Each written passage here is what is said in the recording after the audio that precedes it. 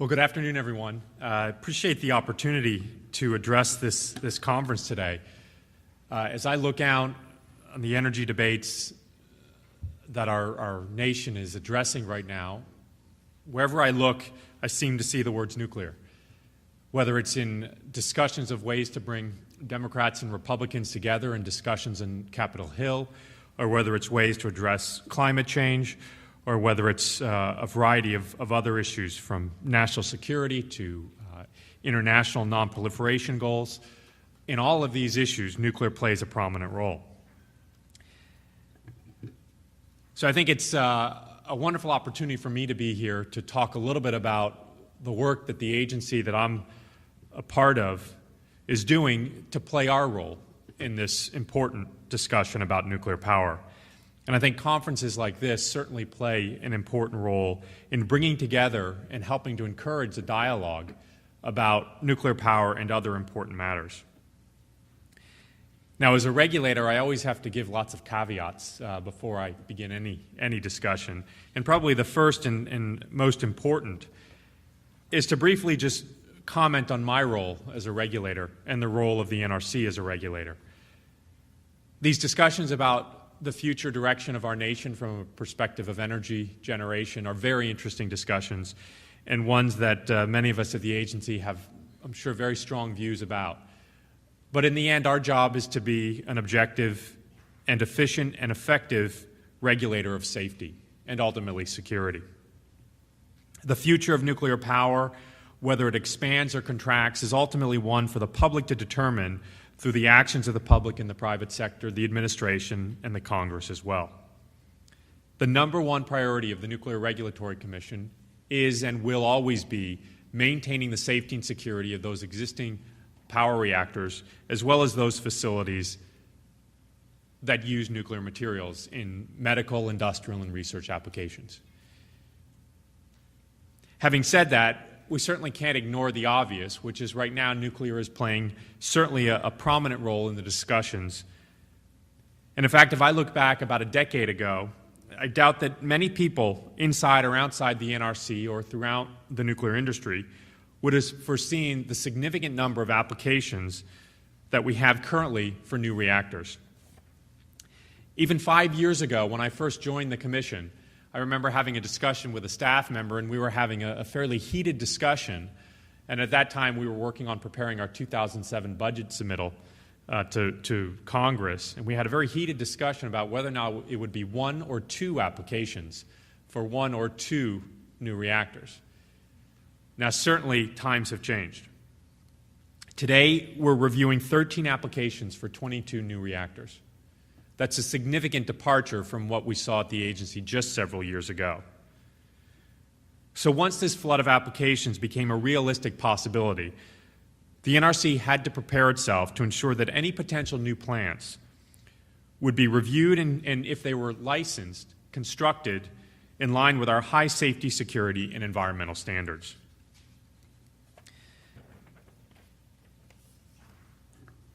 So what did we see when it came to changes at the agency? Well, one of the most significant changes that we saw at the agency was a significant increase, not only our budgets, but in our personnel as well.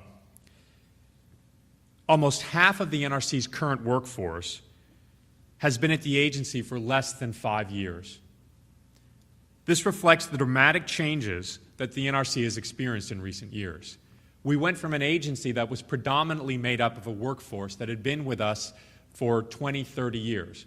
I would periodically have lunches with members of our staff, just informal meetings, and I would go around the room and ask people when they came to the agency. And invariably, many of them had stories of being here for decades, 25, 30 years, perhaps serving in the nuclear Navy or another federal agency before that, but had spent the most of their federal service with the agency. Now, as I sit around in a table and ask people how they came to the agency, many of them have just come from school, or many of them have come to the agency after working in the utility sector. But more than half of those people have been with us 5 years or less. Now, the driver for this new activity, of course, has been the interest in new nuclear power. We have, over the last several years, stood up a brand new office to deal with the influx of applications for new nuclear units. and to the point now where we have about 500 staffers whose work is just dedicated to doing that. And overall, as an agency, the number of NRC employees has grown by 25%. The size of our budget has grown by more than 50%. And we're now planning the construction of a new building to accommodate all this additional growth. So 5 years ago, when I was talking about 1 to 2 applications, we've now gone to having a new building, a new office, and a significant increase in our budget. So there has been a significant and dramatic change. I think one of the most interesting questions is what direction all of this will take. And I want to talk a little bit, I think, as often is the case with most regulators, we often say things that are unpopular. So I'm going to talk a little bit about what is perhaps a more pessimistic view of where we're going to be going in the next several years, and talk about some of the pitfalls that I see and some of the areas where I think we're not perhaps learning the kinds of lessons that we should be when it comes to developing the right kind of approach to dealing with the potential for new nuclear construction in this country. Now, it was interesting, I had a quote very similar to Governor Strickland's about pessimists and optimists. And I think as he said, or something along the lines, he was quoting, I think, Harry Truman about a pessimist. Mine's slightly different, but I'll go with my version. A pessimist sees the difficulty in every opportunity, and an optimist sees the opportunity in every difficulty. Well, I'm not sure that I'm a pessimist nor an optimist in this case, but I want to talk a little bit about what are some of those opportunities and some of the difficulties that I see going forward. One thing that I certainly will say is this influx of new staff has certainly been a difficulty for us in many ways, but it has been a tremendous opportunity. With this influx of new staff, we've learned a lot of new ways and creative ways to do things that for many years we had always been doing a certain way. But one of the challenges that we're faced with is somehow trying to educate and teach this new workforce about the 30-plus years of experience we have in regulating almost all things related to the nuclear industry. So some of the important things that we've tried to do in these last several years is to really work on knowledge management initiatives at the agency. This has become an extremely important part of what we do. And one of our former office directors at the agency always had a great phrase. He used to say, knowledge management is just a fancy word for teaching. And in many ways, that's what it is. A lot of what we have to do now as an agency is teach those new employees how we do things and why we do them. But the important thing that we have to remember is that sometimes we have to listen when they ask us, well, why do you do this? And it doesn't really make a lot of sense. And that's one of the things that we're working through and will continue to be working through in the next several years. And an important piece of that is to take those things that we have learned and really put them down in guidance and put them down in all the regulatory instruments that we use to ensure that applicants who come before the agency understand the process, understand what's expected of them, and ultimately we lay out what we will do and how we will accomplish our tasks. And I think that is more important now than ever because there is a tremendous focus on the agency and the work that we're doing, and there's a tremendous interest in having predictability in the work that we do when it comes to reviewing license applications and other issues. Well, all of those guidance documents and all those regulatory documents that we produce is the key for us not only to be able to establish that for the public, for the applicants, but for our own employees as well. So that as our workforce continues to change and it's dynamic, we have some stability with those guidance documents and the approaches that we take, and that those approaches don't depend on the people, but depend on our own processes. Now, I think there are some good lessons that we've learned about how to go about dealing with licensing new reactors. I think one of the important lessons we learned, and I think an example that Marty touched on, had to do with how we address the issues of dealing with some of the post-9/11 security issues. Following September 11th, one of the issues that the Commission focused on very finely was how to deal with the potential for an aircraft crashing into a nuclear power plant. And the approach that the Commission took at the time, and I think today stands the test of time and really was the right approach, was to deal with mitigating the effects of that type of an incident. So rules and requirements were put in place to have the licensees that operated these plants take certain specific measures to deal with that kind of a situation, to ensure in the end that public health and safety would be protected. Well, one of the things that the Commission learned and the industry learned a long time ago was that it was important not only to just look at mitigating, but to look at designs, and that designs and the appropriate designs for safety really played an important role. And ultimately, one of the decisions that the Commission came to was that it was far better to deal with some of these issues through design than to deal with it through mitigation. So the Commission put in place last year a new requirement that would allow these issues to be addressed through design rather than mitigation. And I continue to believe that in the long term, this will be a real enhancement. It will reduce the amount of operating actions that need to be taken in this kind of an incident if it were to ever occur, and will ultimately, I think, make the plants safer.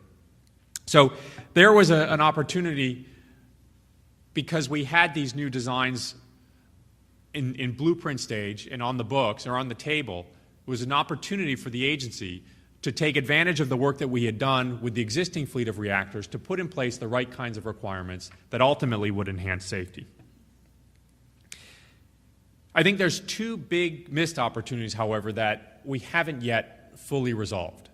The first is one where I think we're making significant progress, but I don't think we've achieved all that we can. And that ultimately may be beyond a requirement or a responsibility of the regulator, but I think it's one that's important nonetheless for me to raise. And I think it's one of the greatest missed opportunities that we have looking back at the way that we've built nuclear power plants in this country. As I like to say, we have 104 operating nuclear reactors in this country, and in fact, we have 104 unique, specialized, site-specific, uniquely characterized reactors. That is not necessarily the easiest way to develop a fleet, nor is it the easiest way to regulate a fleet. Some of the safety challenges that we continue to deal with today, issues like fire protection or other more exotic issues like the so-called GSI 191, which is how we deal with the potential for reusing water, an important commodity in a nuclear power reactor, in the event of an accident. Each of the solutions, or the solutions to these two problems, requires a unique solution for every nuclear power plant in this country because of the uniqueness of each of these reactors. Now, many of them ultimately fall into a limited number of designs, but the customization that was done at the engineering and ultimately the construction stage was done in such a way that in the end, there are very few nuclear power plants in this country that are similar. Well, what that means for the NRC is an increased burden to train inspectors, to train our reviewers, to know and understand each of the subtleties and each of the differences at each of these reactors. That is neither an efficient nor ultimately an effective way, I think, for us to move forward. Now, I think we've done a lot to move us in that direction. We're seeing a limited number of designs come into the NRC for review. About 5 designs right now is what we're considering, which I think is a step in the right direction. I think it's always worth asking whether that is too many. And as I said, that's a question I would perhaps leave all of you to ponder. As a regulator, I can't necessarily say that there's a right answer from a safety standpoint, but from a resource perspective, the fewer designs we have, the easier job we'll have, I think, ultimately in reviewing those applications in a timely and predictable way. Now, one of the ways where I think we're failing to learn this lesson has to do with this process that we've developed for how we review designs. The NRC established a process in the late 80s to deal with some of the challenges we saw from the previous round of construction and licensing. And that had to do with how we would ultimately separate out the design part of the review from the overall licensing. And when we did that, we created a special process for certifying designs. So, in effect, a utility that's interested in a nuclear power plant can go and pick one of these designs off the shelf and use it, and then ultimately get that application approved by the NRC. Well, those designs themselves have a finite shelf life. They don't stay on there forever. Every 20 years, they need to be reviewed and they need to be revised if necessary. Well, right now, we have one design that is possibly going to be reviewed and renewed by more than one vendor. Again, if our goal has been to have standardization, we currently have 5 designs that are under consideration. We're not moving in a direction of standardization if we're to take one of those designs and split it off and have it reviewed by 2 separate vendors. That is an inefficient use of resources, I believe, at the agency, and I think ultimately it's moving us away from the ideas of standardization, which are such an important lesson from the previous round of nuclear construction. So as we move forward, I think it's extremely important that we look at these issues and we address them now, because the temptations, of course, in our capitalist system are to have uniqueness and to have competition. And I think those are very important principles, and ultimately none of these issues are within the realm of the regulator. But I think it's important to also recognize the finite resources that we have for any of the work that we do and the work that we'll have to do in front of us. And the more limited that is and the more focused it is on a limited number of designs, the more efficient and more effective I think our work will be. Now, one other area which I've touched on quite a bit in a variety of speeches, and so for those of you who've heard me say this before, I'll just briefly touch on it, that I think we're doing a pretty good job, but I think we can continue to focus on. And that is with the important work of making sure that the designs and the design applications that we receive as an agency are complete and thorough before we receive them. The current fleet of reactors, the 13 applications that we have in front of us, is a reduced number from the number of applications we actually saw. 18 applications were submitted to the agency, and because of a variety of different factors, some of them having to do with the incompleteness of designs, some of those utilities have pulled back on their interest in moving forward at this time. So I think it's incumbent as we take these steps to ensure that we're doing all of the design work, that we're doing ensuring that we have good, high-quality applications to come to the NRC. Because what we want to do is be able to take an application, review it in a predictable time frame, and make a decision in a timely, predictable way about that application. And the current work we're doing is certainly more in the long lines of first-of-a-kind reviews, so this will be a little bit more unpredictable. But as we think towards the future, if there is going to be a renewed resurgence in nuclear power in this country, we want a process that is predictable and I think that is efficient and effective, with always a reliance on safety. And one of the key components of having that is to ensure high-quality applications and high-quality submittals. So I think that ultimately brings us back to one of the issues that I talked about earlier, and that is the guidance work that we do and the guidance documents that we produce. And I think when it comes to this issue of high-quality designs and the application content, this is an area where the NRC has to make sure we have the right kind of guidance. We have the right kind of resources for applicants that want to come forward so they know exactly what our expectations are, and we can produce an application and review an application in a predictable and timely way. There's ultimately an important cultural part of any NRC review, something we call RAIs, or requests for additional information. At some point, I would love to see an application come in with such high quality that we have no need for additional information or no requests for additional information. That is, I think it's a very lofty goal, but it's the kind of thing that I think we need to think about. If we can get those applications to the point in which everything is included in the applications to begin with, it will make for a much more predictable review from the standpoint of the agency. So it's something that I'll continue to look at to make sure that we have the right kinds of resources in place and that we're providing the right kinds of information for our applicants so that they know exactly what the requirements are as they move forward. So if I would just summarize, I would say right now I think in many ways we're at a crossroads. We are at a situation, a time in which we're seeing issues with an aging fleet of existing reactors, so the NRC has to have a focus and attention on that fleet to ensure its safe and continued safe operation. At the same time, we're seeing tremendous interest in new reactors. And I think the most important lesson that we can learn is to continue to learn the lessons from the past and not simply know what they are, but to actually put them into practice. And some of the things that I've laid out here for you hopefully are some areas where I think the industry as a whole can work to improve and ultimately to have a more predictable and more efficient process going forward. So I thank you for your attention and providing me with the opportunity to speak to you.